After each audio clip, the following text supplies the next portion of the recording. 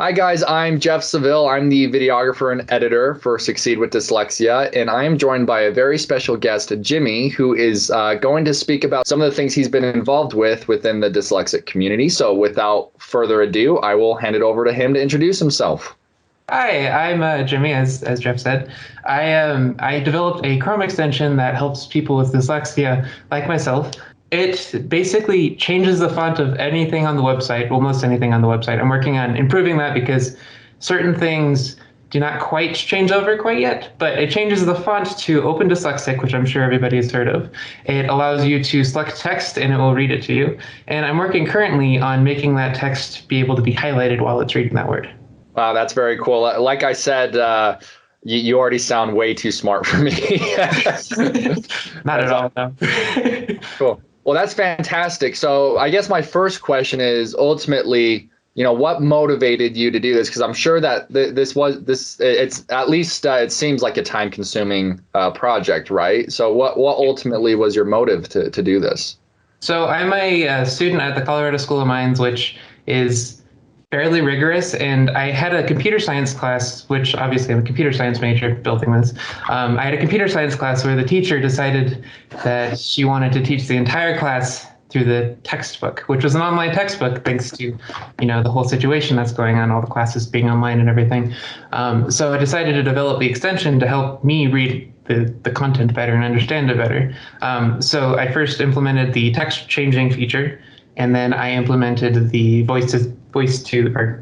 the text to speech feature. There we go. And then I gave it out to a couple of my friends, and they said you should really just put this out there because it's really helpful. So I did.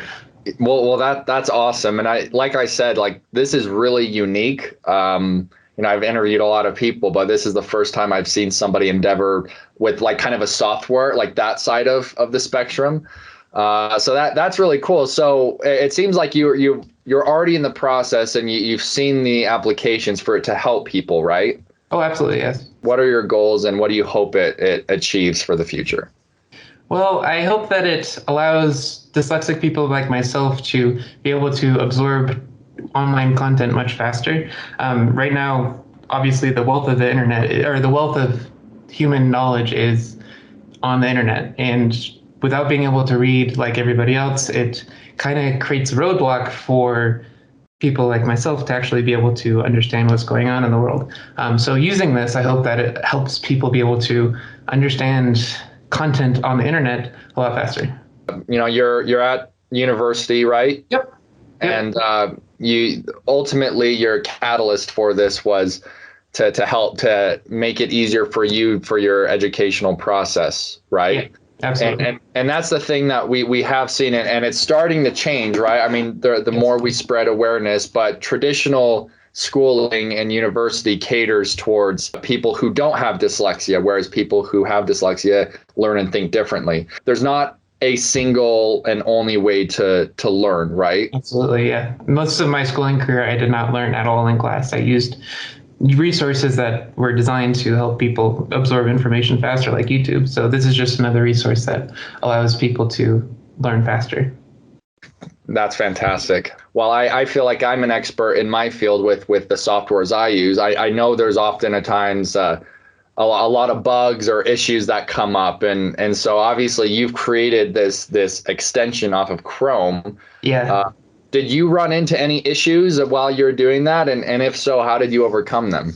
Oh, absolutely, yes. The Google voices that come in. So how the reading works and how it is able to gain voices is it looks through your system and looks at all the different installed text-to-speech voices that it has. Google provides the majority of those, like the UK voice, which I personally absolutely love. It is provided by Google and is not necessarily unique, or it is not native to the computer that it's on. So there are some issues where it will stop reading because of an error because it's not able to keep up with the reading. So I actually had to create a loop to break up the text into bite-sized chunks so that it's able to continuously read without having those errors. So Wow, that was a big obstacle, but I'm also running into another obstacle now, which is Google is completely changing their platform for Chrome extensions, and that's why there hasn't been any updates since November. But so we're working on it. so will that with their changes and stuff, will that mean you'll have to change the software itself, or is it a complex situation, or is it fairly simple? It's relatively complex. They basically took the place where I was storing all the text-to-speech technology and changing that into something where there is no text-to-speech technology. So I have to basically refactor where the code is, but it should hopefully not take too much longer. I have done a lot of work on it in the last couple of weeks, so hopefully there'll be an update, probably a 1.3 update with the highlighting feature out in a couple weeks. So that could be a huge resource for people. So I know they'll appreciate you trying to overcome all these obstacles that you see, to make sure that this thing stays on its feet. So that's awesome. Thank you. My last question for you is this is such great technology and something that you're creating. Have you given much thought to like the future of technology, or do you have any ideas or anything that you thought of that could benefit the dyslexic community? Well, there's just going to be more improvements to help dyslexic people learn a lot more information faster, because honestly, dyslexia is kind of a genius disease. And if you give people with dyslexia the ability to learn something, they're going to learn something better than somebody without it.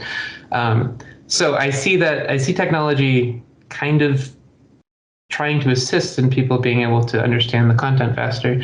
Speechify is a great example of something that has done amazing things for people with dyslexia without knowing that, with the ability to take a picture of a book and have it read to you. That's it's kind of insane.